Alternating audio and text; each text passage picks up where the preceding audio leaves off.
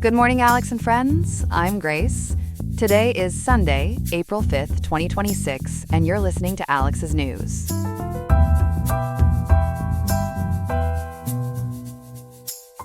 In Riverside, we are looking at a beautiful day with a high of 81.5 degrees and a low of 52.6. Since it is Easter Sunday, we hope everyone celebrating has a wonderful time. On today's program, we are examining the details surrounding how the United States military managed the rescue of a downed airman from deep inside Iran. We will also look at the legal situation regarding why a federal judge decided to block the new crackdown on university admissions policies.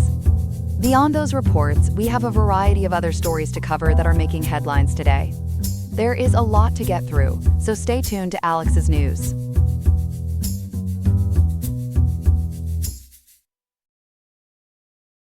We begin this morning with a dramatic rescue deep inside Iran.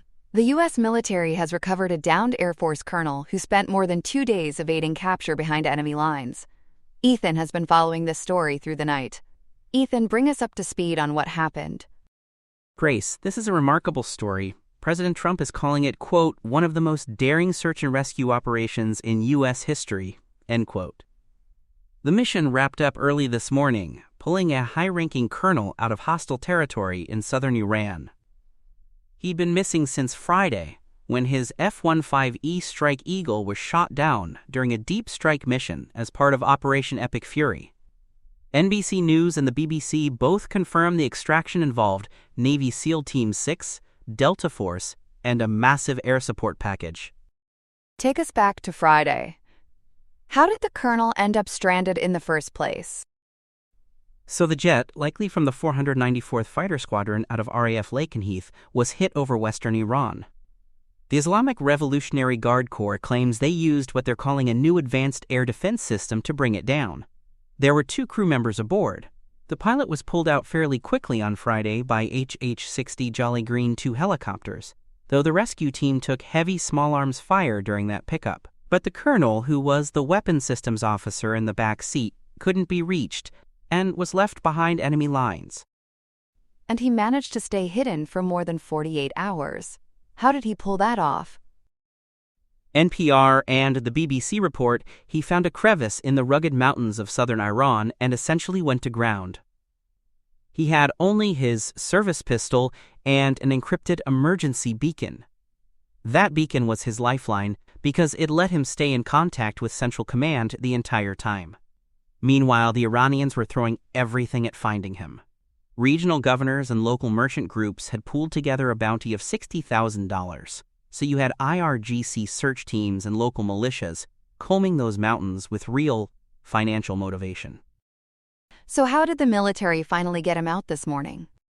The extraction itself was a massive, multi-layered operation ordered directly by President Trump and run through what the administration now calls the Department of War. But what's really fascinating is the CIA's role. According to NBC News and the BBC, the agency ran a sophisticated deception campaign inside Iran, planting false intelligence suggesting the colonel had already been captured and was being transported toward the border. That subterfuge pulled Iranian search teams in the wrong direction and bought enough time for special operations forces to zero in on his actual location. Was there resistance when they reached him? There was. A fierce ground firefight broke out with IRGC units right at the extraction site. The BBC reports that 3 Iranian guards were killed during the engagement. On the American side, though, and this is significant, no U.S. service members were killed or wounded during the rescue itself. MQ-9 Reaper drones played a big role in that outcome. The war zone noted that the drones created a protective bubble around the site, striking any Iranian forces that tried to close in on the team. The colonel is safe, but I understand this came at a steep cost in terms of equipment. What did we lose? The material losses are significant, and some independent analysts are calling this a Pyrrhic victory. Beyond the F-15E that started all of this on Friday, Fox News and the Wall Street Journal report that an A-10 Warthog sent to support the search was hit by what appears to have been a man-portable air defense missile. The pilot nursed that plane all the way to Kuwaiti airspace before ejecting safely, but the aircraft was a total loss. Then there are the two MC-130J Commando IIs, which are specialized transport planes packed with sensitive stealth and communications technology. What happened to those MC-130Js? This is one of the more unusual parts of the story. The Warzone and the analyst group OSINT Technical have both provided analysis suggesting those planes became mired in soft, alluvial soil at a forward operating site in southern Isfahan province. They essentially got stuck and couldn't take off. Rather than let that classified technology fall into Iranian hands, U.S. commanders ordered both aircraft destroyed in place. At least one Mega Henry-6 Little Bird helicopter was also blown up at the site, because there simply wasn't room on the remaining extraction aircraft to bring it along. Iran is telling a very different version of events, though. What's their narrative? Iranian state media outlets, including Fars and Tasnim, are claiming their forces destroyed the MC-130Js with concentrated fire. They're calling the whole episode, quote, Tabas repeated, end quote, which is a deliberate reference to the failed 1980 Operation Eagle Claw. That was the botched attempt to rescue hostages from the U.S. Embassy in Tehran, and it's a deeply symbolic comparison for the Iranian public.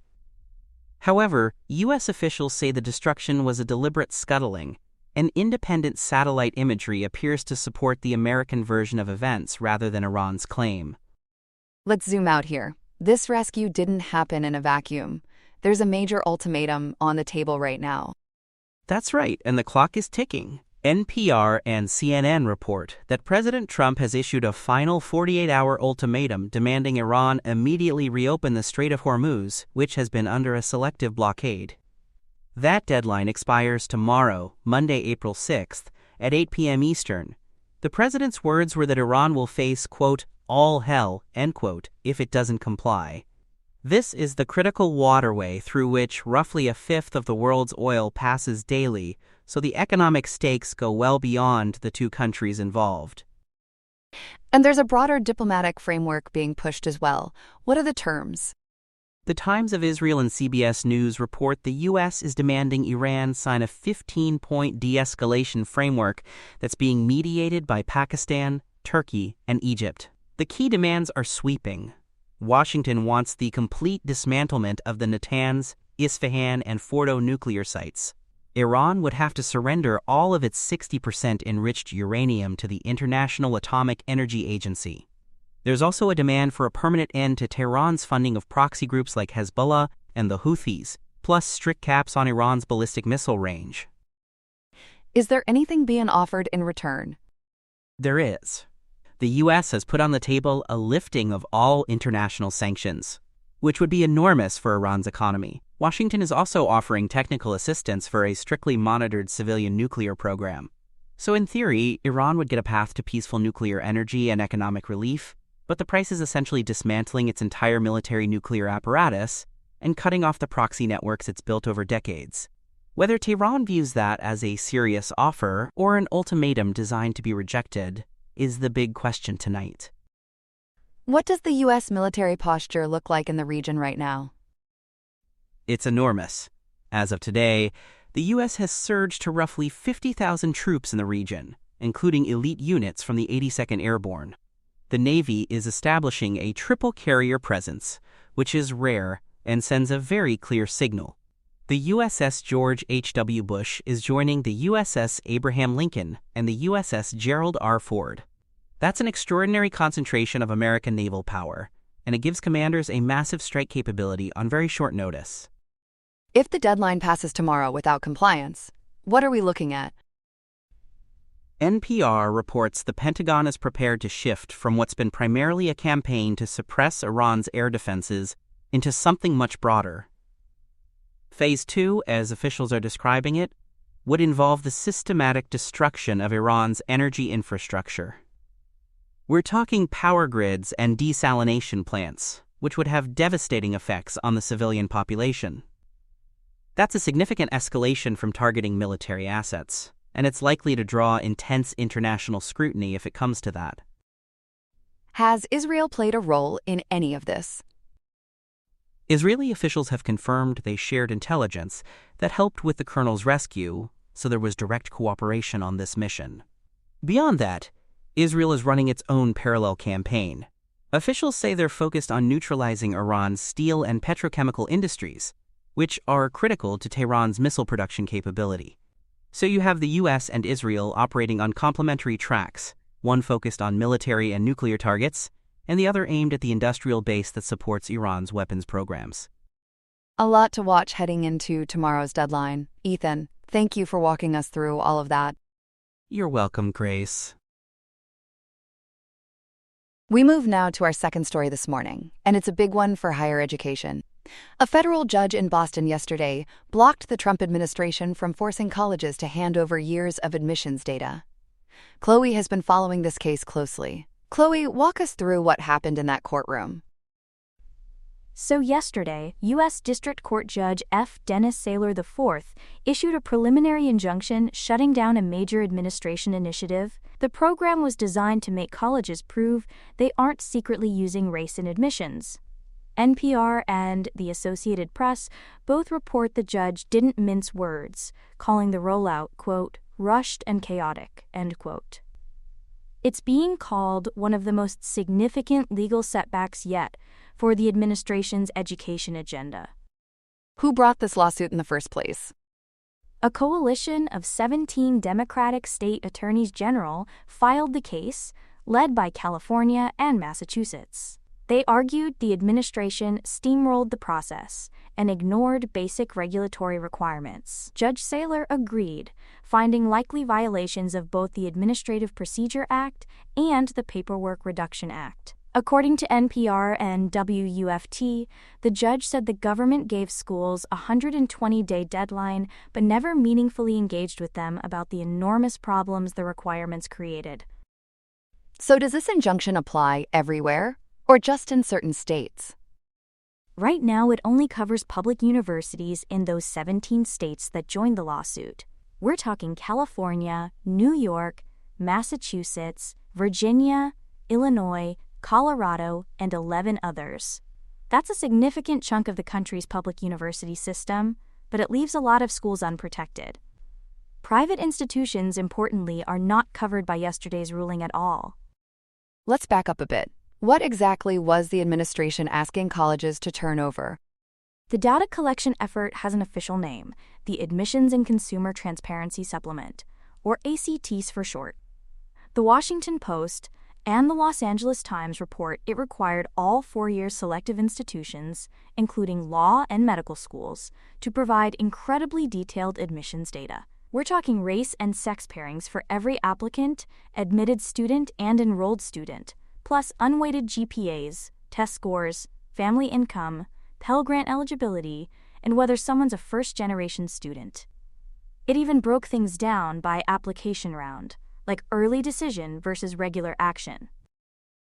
That is an extraordinary amount of detail, and they wanted this going back several years? 7 years, all the way back to 2019.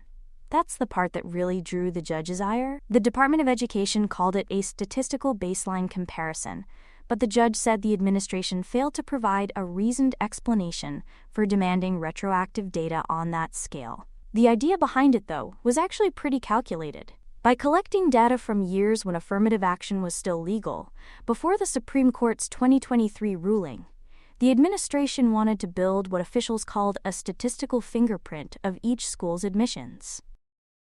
A statistical fingerprint. What would they do with that? Essentially reverse engineer each university's admissions model.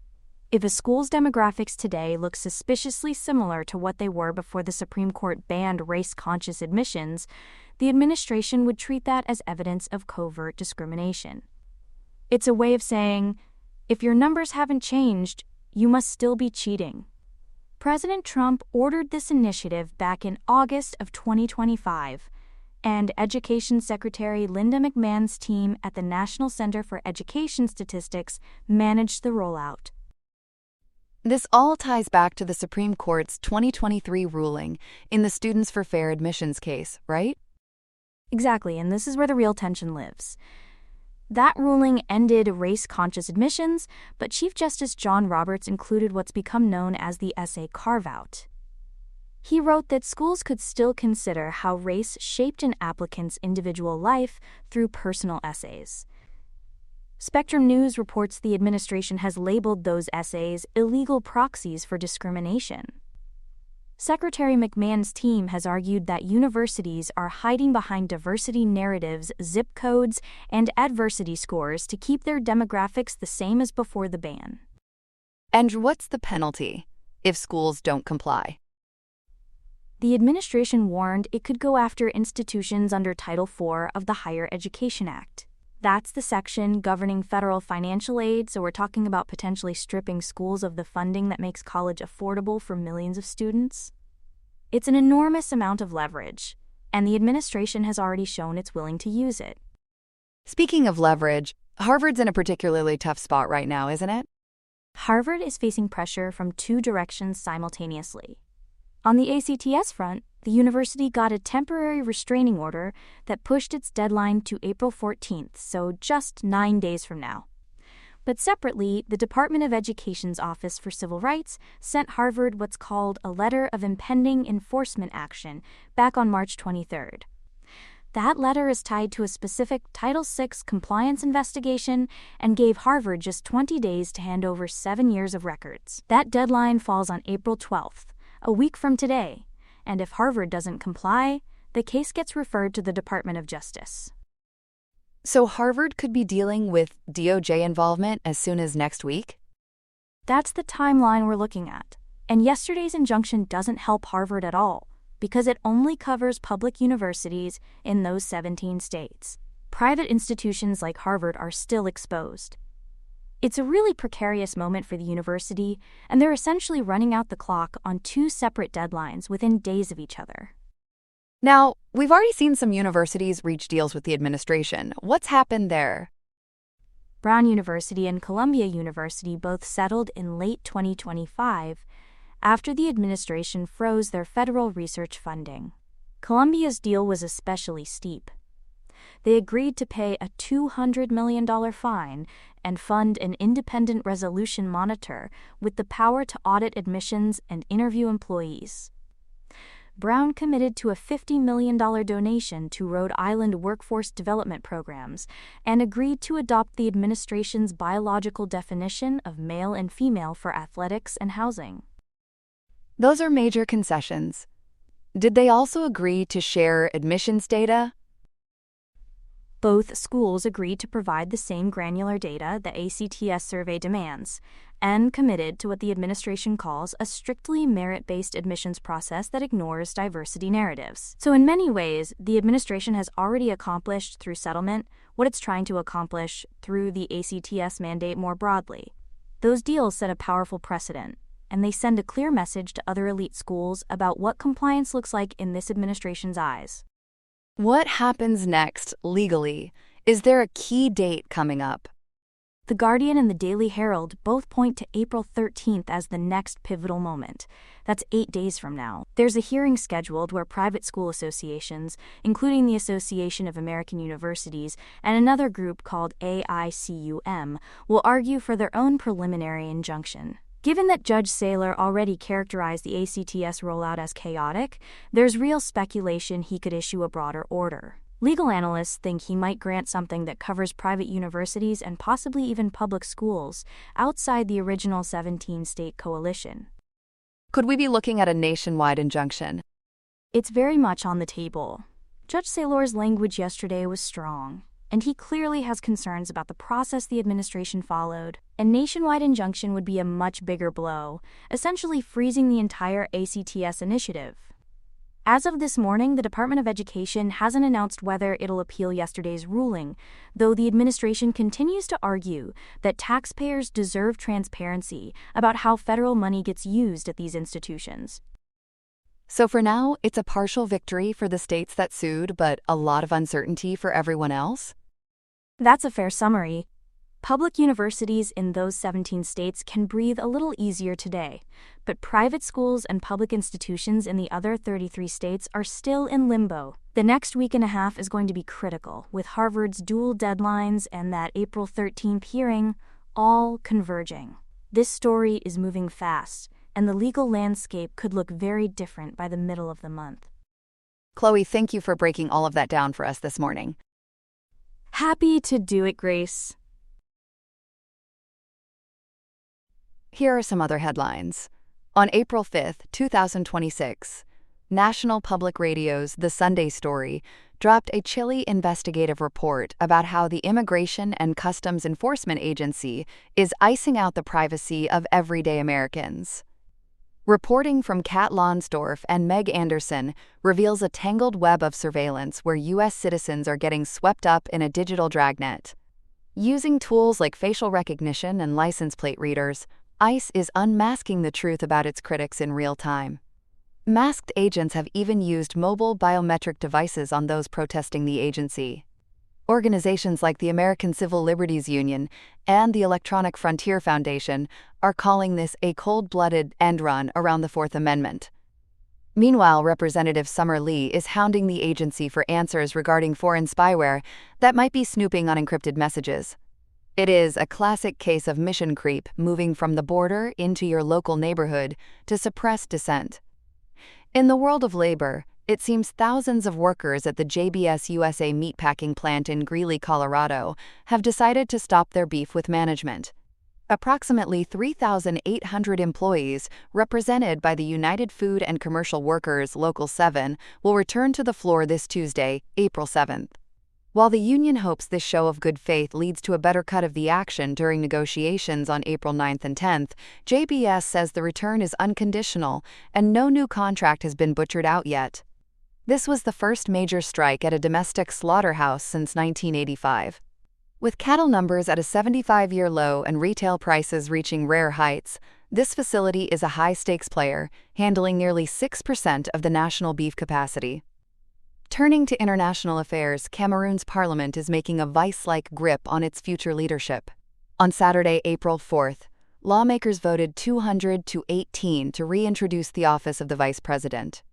This gives 93-year-old President Paul Biya the absolute power to handpick a deputy who would inherit the presidency should the world's oldest leader ever step down. The Social Democratic Front boycotted the vote, and critics like the Cameroon Bar Association claim this constitutional makeover is more about building a monarchy than a democracy. Out west, fire crews are finally cooling down a heated situation. The Springs fire in Riverside County is 75% contained after scorching over 4,100 acres. While Santa Ana winds tried to fan the flames with 45-mile-per-hour gusts, firefighters utilized equestrian trails to rein in the blaze.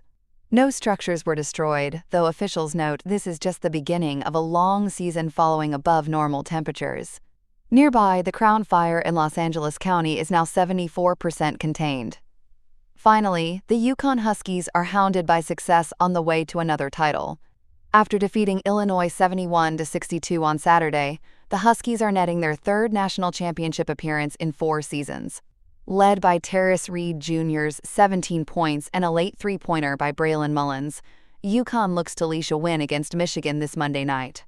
If they succeed, Dan Hurley will be the only active coach with 3 titles, and Alex Carabon could become the first 3-time champion player in over 50 years. It is a dog-eat-dog world in Indianapolis.